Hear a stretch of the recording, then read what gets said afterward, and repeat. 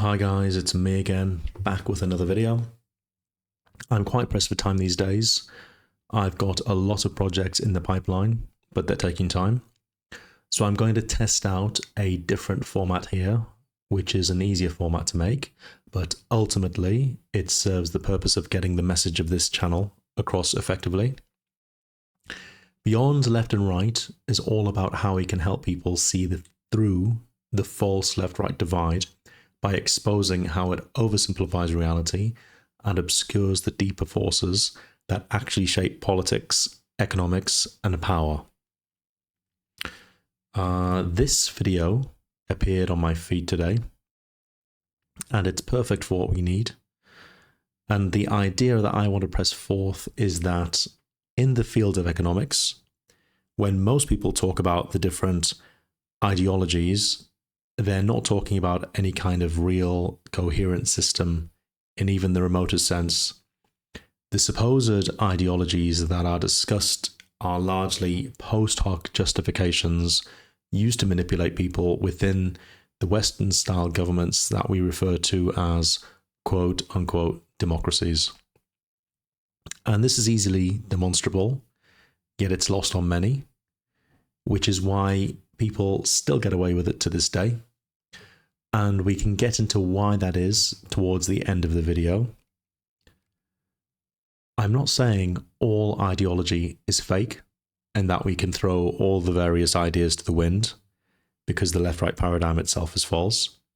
What I'm saying is that the major economic ideologies that we hear routinely being talked about are simply not used as governing rulebooks in practice. When we actually look at how states operate in the real world. And this is what everyone should be aiming for, a better grip on reality. There's a lot of noise on YouTube. There's a lot of content that's being churned out every single day for a variety of the wrong reasons, whether it's people creating content for the sake of creating content in the name of political activism, so they can get enough subscribers, so they can get Patreons, so they can have an easy form of income. I think there's a lot of people doing that. Or whether they're just outright grifters and political opportunists, whether it's people looking to sell another product and use YouTube to funnel what they're doing.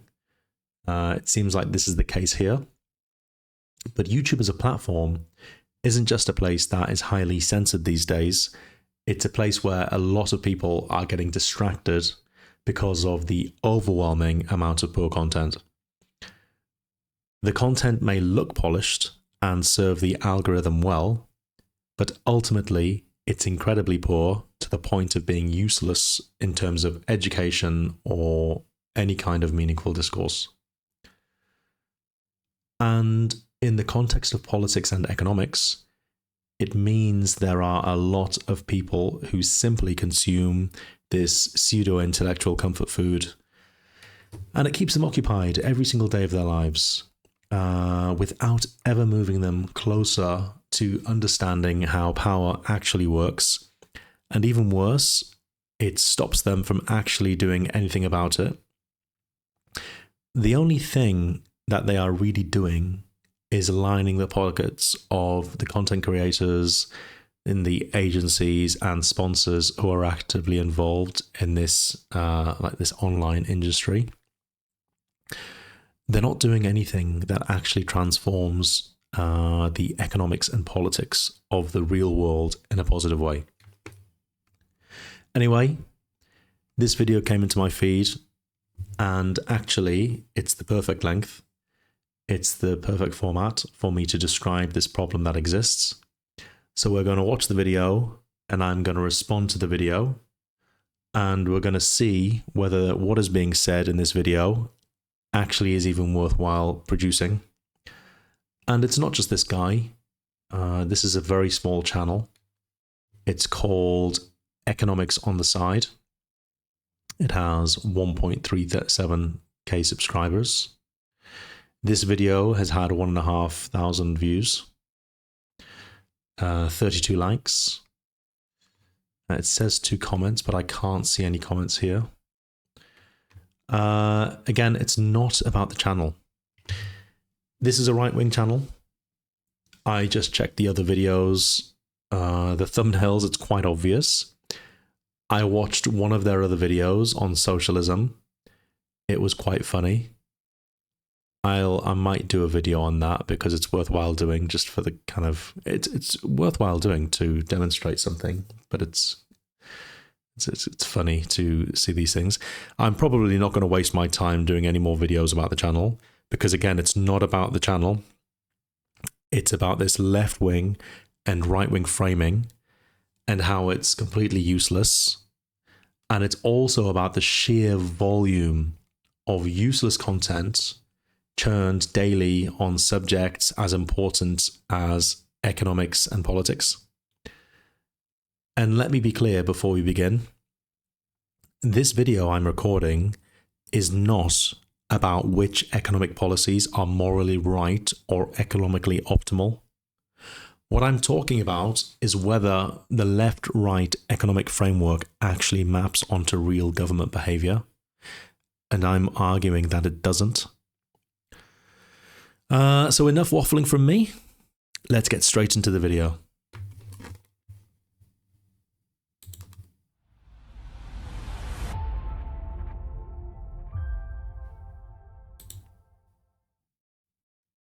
This video is sponsored by eToro. Open your account today by clicking the link in the description. What are... So here we have the sponsored ads, a classic part of this ecosystem. When political content is packaged as intelligence, look, we have intelligence here. Intelligence, investor intelligence, and immediately followed by a trading platform ad. It tells you a lot about the intended audience. They're not people being educated to understand how systems actually work in the real world, but people being nudged and funneled toward simplified conclusions and quick decisions. This is a perfect example of what I said earlier. The only action that's really being encouraged is stuff like this. Simplified political narratives pair very nicely with platforms that encourage simplified financial decision making. Let's continue with the video. The description. What are right-wing and left-wing economics? Right-wing and left-wing economics represent two distinct approaches to economic policy and governance, each with its own set of principles, priorities, and policy prescriptions. Right-wing economics often... They're presenting left-wing economics and right-wing economics as if they're two distinct coherent systems, and more importantly, as if this is how economics actually works in practice. That framing is extremely common. You'll find it from people who identify as left-wing and people who identify as right-wing. The problem is that this model does not describe how governments actually behave. We do not have two distinct economic systems. What we have is one broad system in which every modern government in the world mixes markets with intervention. The difference aren't state versus market. Again, that's as false a paradigm as left and right itself. The real differences are which groups the state protects under each administration, whose losses get socialized, which markets and sectors are allowed to fail. You know, we've heard this before, too big to fail, and who is treated as systemically important. Now, if these were really, if they really were two distinct approaches, this would be very easy to test. When we look at real-world governments, right-wing administrations should consistently shrink the state, reduce intervention, and let markets discipline outcomes, whereas left-wing administrations should consistently expand the state, redistribute wealth, and constrain capital accumulation. But that just isn't what we observe. So let's continue the video. Right-wing economics, often associated with conservative or libertarian ideologies, emphasises free markets, limited government intervention, and individual liberty. Right-wing economists advocate for policies such as deregulation, privatisation, tax cuts, and reduced government spending. They believe that free markets are the most efficient mechanism for allocating resources, promoting economic growth, and hence maximising individual welfare. Right-wing economics prioritises fiscal discipline, low taxes, and minimal government interference in the economy, arguing that government intervention distorts market signals and stifles innovation and entrepreneurship. In contrast, So this is the standard definition of right-wing economics. Free markets, low taxes, and quote-unquote small government. But again, the question that really matters is, does this actually describe what right-wing governments do when they're in charge? Because if it does, then we should be able to point to real examples where right-wing administrations consistently shrink the state, keep spending under control, avoid big deficits, and let markets take the hit when things go wrong. Let's take an example. Let's use Ronald Reagan, the poster child of right-wing government and thinking. If this model applies anywhere, this right-left model, it should apply to Reagan. So let's see.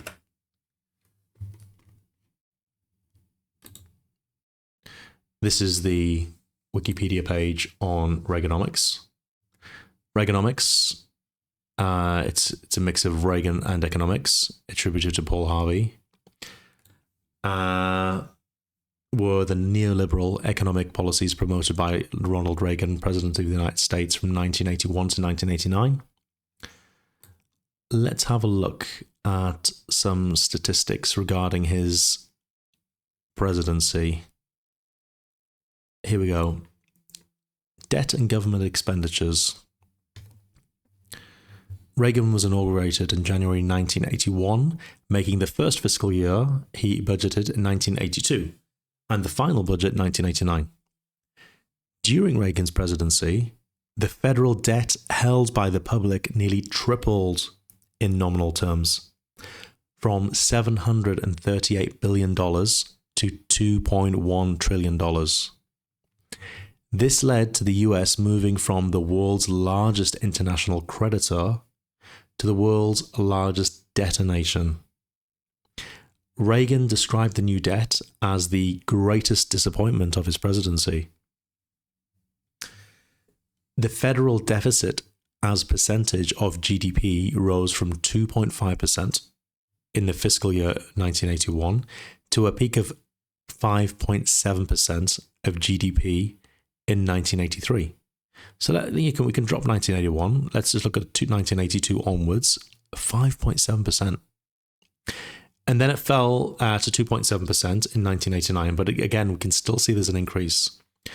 Total federal outlays averaged of 21.8% of GDP from 1981 to 1988 versus the 1974-1980 average of 20.1% of GDP. Now remember, that's it looks small, but it's quite a large amount when you look at an entire state. This was the highest of any president from Carter through Obama. And Carter's was the previous administration, left-wing Carter. So the federal outlays were even higher than under Carter and Obama. Total federal revenues averaged 17.7% of GDP from 1981 to 1988 versus the 1974 to 80 average of 17.6%. So again, it's higher. Federal income revenue taxes fell from 8.7% of GDP in 1980 to a trough of 7.5% of GDP in 1984, then rose to 7.8% of GDP in 1988. Now, again, what should be consistent of such a presidency is those figures should drop because the state should be shrinking. The amount of money it's taking for the people should also be shrinking, but we don't see that here at all. There isn't a consistency, and I can guarantee if you look at every single right-wing government in the United Kingdom, in the United States, you'll see the similar kind of stuff. You'll see some things going down, but it's just a mess. There's no consistency. So again, under Reagan, government spending went up, not down. Deficits exploded. I mean, look, 738 billion to 2.1 trillion. The national debt it tripled, yeah. And the biggest increase in spending was in defense spending, which is about as far from a free market as you can go. This is Federal Deficit and Debt, Trouble Ahead, American Institute for Economic Research. Since the Great Depression, the federal government has typically run a deficit. From 1929 to 2016, the average deficit was 3.1% of GDP. Now, a lot of that can be, we can discuss the Federal Reserve and how the economy was retooled since that time. The deficit peaked during the Second World War at 26.8% of GDP. From 1946 to the end of the 1970s, a strong post-war economy boosted tax payments and reduced the deficit to an average of just 1% of GDP. The deficit increased in the 1980s when President Reagan cut taxes and increased government spending on defense. I mean, what he should have done if he was a true right-winger is he should have cut taxes and decreased government spending. And we can say, oh, well, look, this is defense. It's an outlier. But defense isn't decided by prices or consumer demand. The state decides what gets built, who gets the contracts, how much they get paid, and who absorbs the risk. If a weapons program fails, or if a secret aircraft project takes too much time, it doesn't go bankrupt. If the government wants to, if the administration chooses so, it gets more funding depending on the whims of that particular administration. And it's not like, because we can just say, look, defense is an outlier, even though they're right wing, they still believe in a strong military, this, that, and the other. But it's not like Reagan's government just stepped back everywhere else and made the defense the exception. Federal employees were removed from some sectors, while in others they were increased. Policing and incarceration expanded. It's the right wingers will accuse left-wingers of, like, commies and stuff, of being kind of totalitarian, but look what he's doing here. Look what he did. It's a story of a reallocation of state power, not consistent withdrawal. Unions were crushed under Reagan. He didn't shrink the state. He restructured it, and he used state power to beat people like with a club, which is exactly what they were accusing the Soviets at the time. So while Reagan was constantly talking about small government, the federal government under his leadership spent more, it intervened more selectively, it exercised more coercive power than before. Reagan's use of power was unprecedented, with things like the PATCO union strikes and stuff like that. And as we read before, total federal outlays rose to a higher share of GDP than under the Carter administration, and then remained higher than that under many presidents. So when this video that we're responding to says right-wing economics is about minimal interference, fiscal discipline, that just doesn't line up with what actually happens, even in the most famous right-wing presidency of the modern era. So we either just stop calling them right-wing governments, which I think is a good idea. But even then, let's say, we stop labeling them as right-wing and left-wing governments, which a lot of the kind of ideological diehards would agree with. We're still left with the problem of political theory not mapping with reality at all. So the question remains, what's the point in framing the theory in this manner if it just doesn't match reality? What we actually see when a quote-unquote right-wing government comes in after a quote-unquote left-wing government is a pulling back in some areas and expanding in others, especially where powerful interests are involved. And this isn't really unique to Reagan. It keeps happening under different presidents using different rhetoric.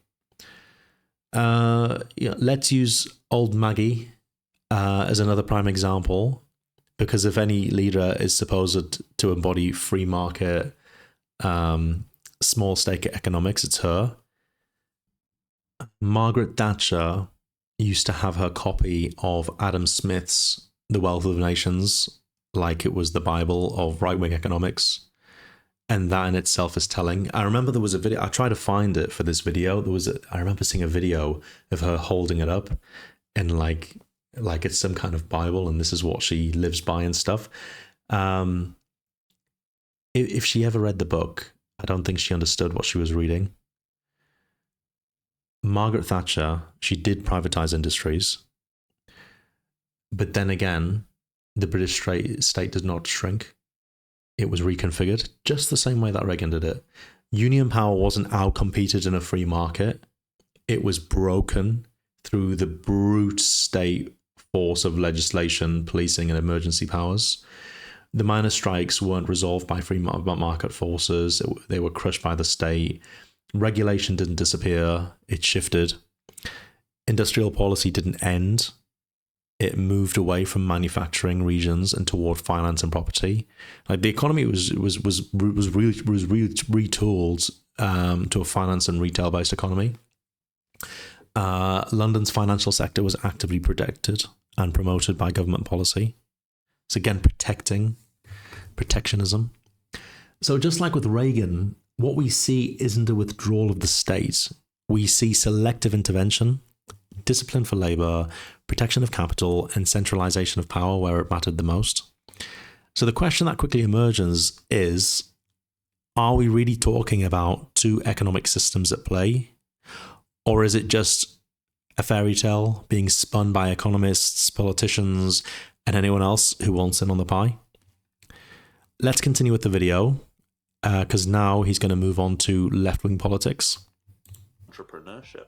In contrast, left-wing economics associated with progressive or socialist ideologies emphasizes government intervention, social welfare, and income redistribution to address economic inequality and promote social justice. Left-wing economists advocate for policies such as progressive taxation, social safety nets, public investment in infrastructure and education, and labour protections. They argue that market failures, income inequality, and social injustices necessitate the government intervention to ensure equitable outcomes to protect vulnerable populations. Left-wing economics prioritizes social welfare, economic equality, and government intervention to correct issues with the free market and promote public goods and services. Right-wing. All right, now we get the definition of left-wing economics. Government intervention, redistribution, social welfare, correcting market failures, protecting vulnerable groups, and promoting equality. Again, this is all familiar. This is the version most people have in their heads when they think about left-wing or progressive economics. But just like with the right-wing definition, the real question is, does this actually describe what left-wing governments do when they're in power? Because again, if it does, then we should see clear, consistent patterns. Left-wing administrations should reliably expand welfare, aggressively redistribute income, constrain capital, and restructure markets in favor of labor, especially when they have the political opportunity to do so. So let's take a look at some real-world cases. Let's take the United States under the Democratic administration of Bill Clinton. Here we are. This is the Wikipedia page on the presidency of Bill Clinton. We'll go down to the economic section. Trade. As an example, President Bush had signed the North American Free Trade Agreement, NAFTA, with Canada and Mexico in the final year of his term, but the agreement had not yet been ratified when Clinton took office. Opposition to NAFTA crossed party lines, as organized labor allies like Democratic Congressman Dick Gephardt and conservative isolationists like Pat Buchanan both opposed ratification. With the fate of NAFTA still uncertain in the House of Representatives, Vice President Gore met Ross Perot in a televised debate. Gore's strong performance in the debate, as well as the Clinton administration's effective lobbying campaign, helped NAFTA win ratification in November 1993. So look, President Bush had signed the North American Free Trade Agreement, and Clinton just continued it. So there's something happening here. We read here that there were opposition across parties, and the people who were opposing NAFTA at the time, there were a lot of people who were just kind of pushed to the sides, that weren't given any screen time a lot of the time. The large media networks weren't criticizing it as much as they could have. Bill Clinton didn't expand the welfare state. He cut welfare. He didn't rein in finance. He deregulated it. He didn't challenge free trade. He pushed for NAFTA as a continuation of his quote unquote right wing predecessor. And let's use Obama as another example. After the biggest financial crisis in decades, this would have been the moment where a left-wing government, by this definition, had the political clout to restructure the economy, break up financial power, and redistribute losses. But that's not what happened. President Obama was inaugurated in January of 2009 in the depths of the Great Recession and a severe financial crisis that began in 2007. His administration continued the banking bailout and auto industry rescue begun by the previous administration and immediately enacted an $800 billion stimulus program, the American Recovery and Reinvestment Act of 2009, ARRA, which included a blend of additional spending and tax cuts. By March of 2010, the private sector began creating jobs consistently each month, a trend which continued through the end of his tenure, while public sector employment was slower to recover due to the budget cuts. Again, under Obama, what happened instead was massive state intervention to stabilize banks and asset markets, followed by relatively modest and highly constrained social spending, most of which was a continuation of the policies of the previous right-wing administration. Now, none of this is to say there was no welfare spending or no redistribution at all. Of course there was. But it's the scale and direction that matter when we're trying to map out some kind of coherent difference. What we don't see is a fundamentally different economic system being implemented from that of their opposing ideological counterparts. We don't see capital being constrained in the way this definition implies. We don't see markets being subordinated to egalitarian outcomes. We see nothing that resembles actions following the precepts of a particular overarching ideology. Well, of a particular overarching ideology that is stated. And this isn't just an American story. You can see the same thing in the UK under Labour governments versus Tory governments and in other countries. So once again, the pattern repeats. The definition sounds clear, but the reality doesn't match it. Left-identified governments intervene, but mostly to stabilize the existing system, not to replace it. They manage inequality only at the margins. They don't fundamentally rewire how the economy works, which brings us back to the same problem we saw with the right-wing economics. These definitions describe what politicians say they believe and not what governments actually do. Let's continue.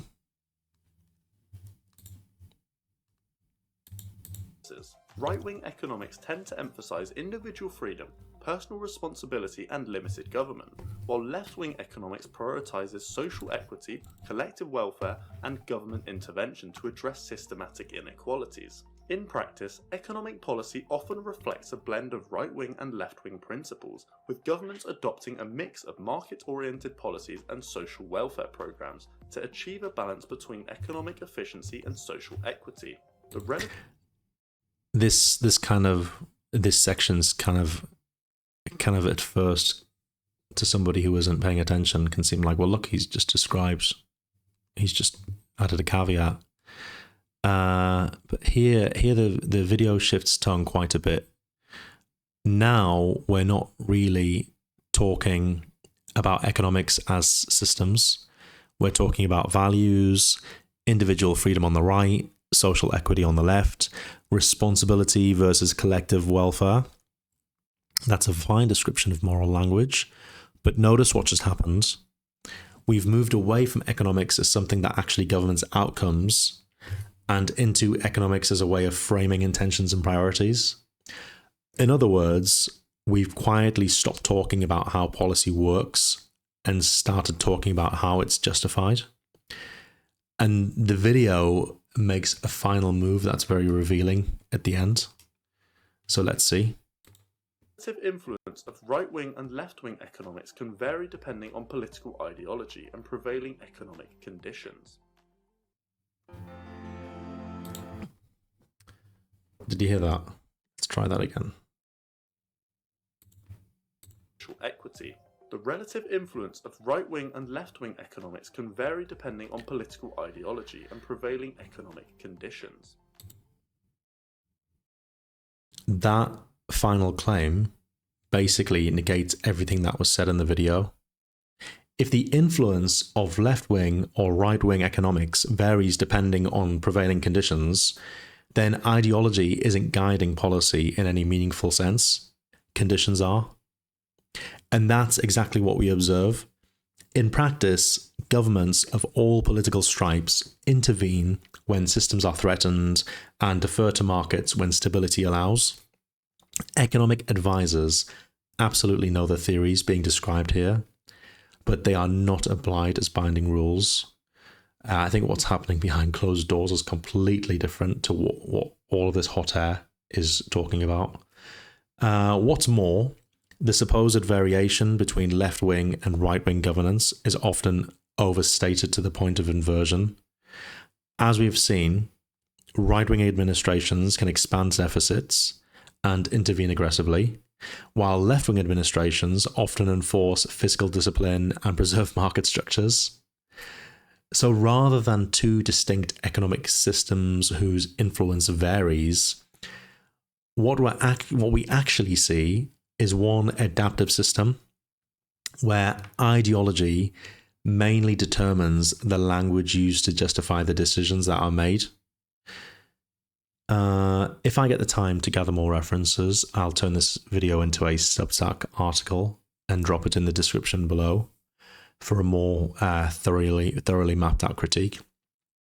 It's my view that one of the reasons we have such a shallow understanding of politics and economics today is that most people are getting their information from sources like this, talking heads, YouTube videos that just look like they've been churned out, YouTubers, politicians on a stage, instead of actually sustained reading and getting their ideas from kind of original sources and seeing if it makes sense.